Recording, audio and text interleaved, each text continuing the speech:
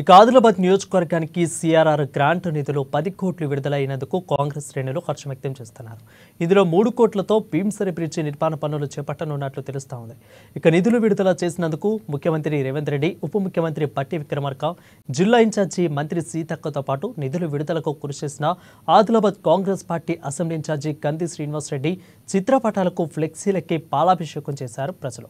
గతంలో అనేకసార్లు పీఆర్ఎస్ ఎమ్మెల్యేకు విన్నవించిన పనులు మాత్రం చేశారే, పూజలు చేశారే కానీ నిధులు మాత్రం శాంక్షన్ చేయలేదని అన్నారు. ఇక కాంగ్రెస్ ప్రభుత్వ అధికారంలోకి వచ్చిన అతి కొద్ది నెలలోనే నియోజకవర్గ అభివృద్ధికి నిధులు విడుదల కావడం సంతోషంగా ఉందని అన్నారు. ఇందుకు సహకరించిన అసెంబ్లీ ఇన్ఛార్జి కంది శ్రీనివాస్ రెడ్డికి కృషిని కొనియాడారు. ఈరోజు భీమ్సరి గ్రామానికి ఎన్నికలప్పుడు వాగ్దానం చేసి పార్లమెంటు ఎన్నికలప్పుడు సీతక్క గారు రావడం జరిగింది, పార్లమెంట్ అభ్యర్థి సుగుణక్క గారు కూడా రావడం జరిగింది. ఆ కార్యక్రమంలో మేము గ్రామ ప్రజలము మాతోనున్న వాళ్ళందరూ కలిసి మాకు బ్రిడ్జి మంజూరు కావాలని అడగడం జరిగింది. శ్రీనివాస్ రెడ్డి గారు కూడా ఉండే అందరు కలిసి అడగడం జరిగింది. ఆ కార్యక్రమంలో సీతక్క గారు మాట ఇచ్చారు, ఆ మాట నిలబెట్టుకున్నది. అందుకు మేము ఈరోజు పాలాభిషేకం చేస్తున్నాము. ఇవాళ కాంగ్రెస్ పార్టీ ప్రజలకు పూర్తి విశ్వాసం, నమ్మకం ఉన్నది.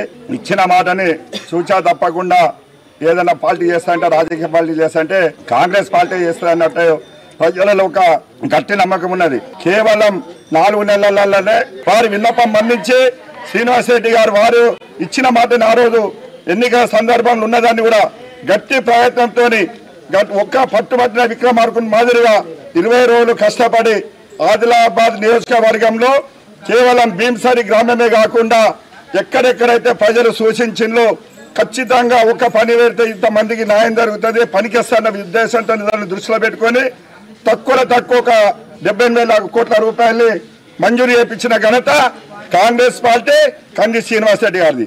ఈరోజు భీమ్సరి గ్రామంలో సంబరాలు జరుపుకోవడం జరుగుతుంది.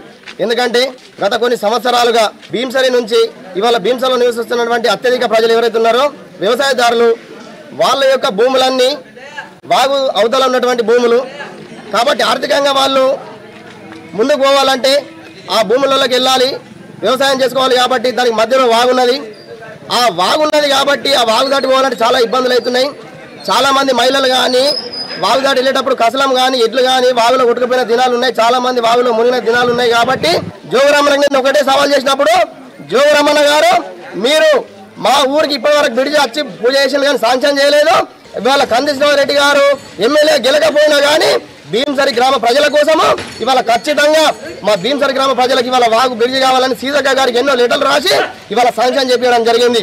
అదేవిధంగా మన సుగుణక్క గారు ఎంపీ ఎలక్షన్ ప్రచారంలో వచ్చినప్పుడు కూడా ఇదే మాట ప్రస్తావనకు వచ్చినప్పుడు ఊరు గ్రామ ప్రజలు కానీ మేము కానీ మా మిగతా ఎక్స్ ఎంపీటీసీ కానీ మాట్లాడినప్పుడు తప్పకుండా సీతక్క గారు కూడా మాట ఇచ్చి మీ భీమ్సరి గ్రామానికి బిడి చేయించే బాధ్యత నాది, ఖచ్చితంగా బిడి చేయించి మీ భీమ్సరి గ్రామ ప్రజలల్లా నేను సంతోషాన్ని చూస్తా అని చెప్పి ఆ రోజు మాట ఇచ్చి ఇవాళ 6 నెలలు కూడా దాటక ముందే ఇవాళ భీమ్సరి గ్రామానికి బ్రిడ్జి శాంక్షన్ చేసినటువంటి ఘనత ఇవాళ సీతక్క గారిది, అదేవిధంగా కాంగ్రెస్ ప్రభుత్వాన్ని, అదే రేవంత్ రెడ్డి గారిది, ముఖ్యంగా కంది శ్రీనివాస్ రెడ్డి గారిని తెలియజేస్తా ఉన్నాను.